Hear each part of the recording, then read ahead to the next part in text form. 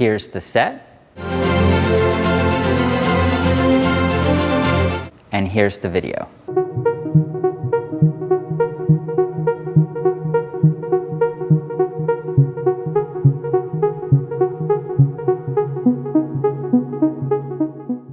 Now that you've seen the video, I think we could dive in and talk about some of the things that I did and some of the choices I had along the way. Good, bad, I don't know, but I'm happy with the outcome, and I think the decisions that I made along the way, the things that I ruled out as far as like certain colors, materials, I think worked out, and we'll discuss that. This was the sketch that I created before I started the video. Just helps give me an idea of where I'm going. A lot of times it completely changes. It evolves from there, but at least I have a starting point. As you can see, for this one I didn't go too far, mostly material changes. I still had the turntable. So my original idea was you would see the top of the turntable, but as I started creating the set and framing up the camera, I realized that the turntable then kind of had this line that went right through the glasses, and I didn't like that. I wanted to keep them cleaner, so I moved the camera down. The front of the photo is lit by this 4x4 scrim. Has two Kino flows right across the top that is lighting the front fabric and lighting the glasses as well. And the reason I have the Kino flows across the top is so there's a little bit of movement and gradation on the front of the glasses. The reason I wanted a transparent fabric is I wanted the layering to be obvious, which you see in the photo or the video. This round circle here continues through this shape. So originally I picked a fabric that had more texture to it, but when I cut the shapes, there was too much kind of frizzing, or the threads were coming through. It just wasn't quite as clean, and it's very opaque, and I wouldn't get that transparency to add kind of a layering to it.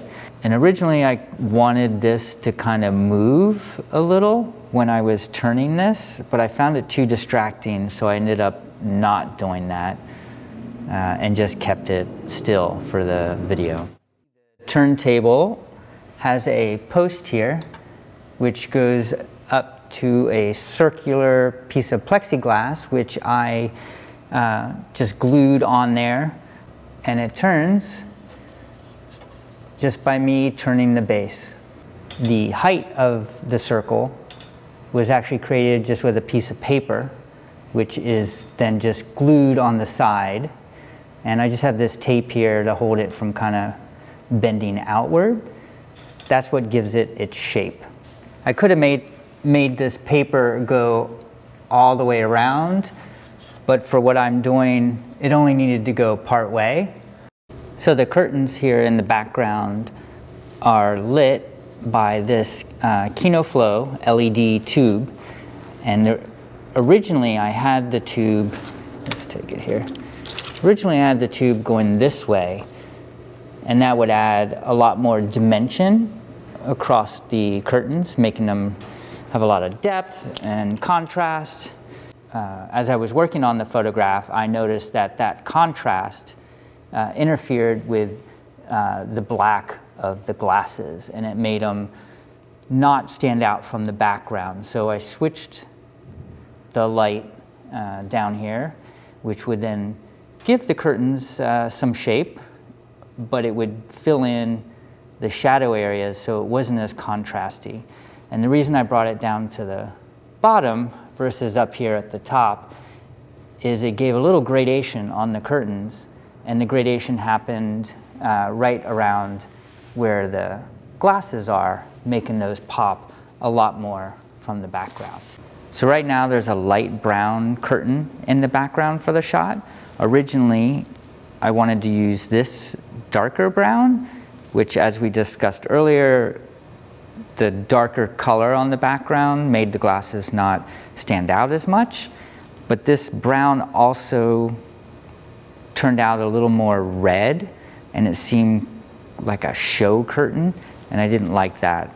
And the designer that I was working with, that really bothered her, so we switched the color out, and it was a great decision. I think it really made the shot much nicer, having it a little more subtle and lighter in the background. To make the pleats in the curtain and have control over where they landed, I used clamps down at the bottom and then clamps at the top. And on the top, I actually measured the amount of fabric and between each clamp to try to keep them even. And then I used the bottom to kind of help the pleat go all the way down to the bottom. And then I would just slide these depending on how I wanted the pleats to land. One of the things when I picked a transparent fabric that I didn't kind of foresee is that I can't darken it too much. So I originally wanted a little bit more shadowing, darker on the bottom, darker on the top. And I could only get so dark because there's light coming from behind, shooting through the fabric. Not a big deal, but it was something I didn't foresee. So the flag that we have here is to prevent this Kino flow from actually shining through the fabric, since it has a little bit of transparency.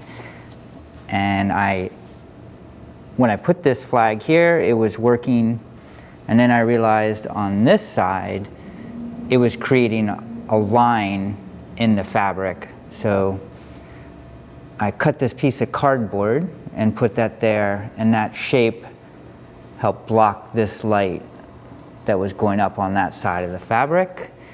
It's very easy to look at a shot once it's completed and think, oh, that's simple. It took me a lot longer than I thought, because to keep something simple, you have to constantly rule things out. And now that the video is done, I can take off my old glasses and upgrade to my new ones. Much better.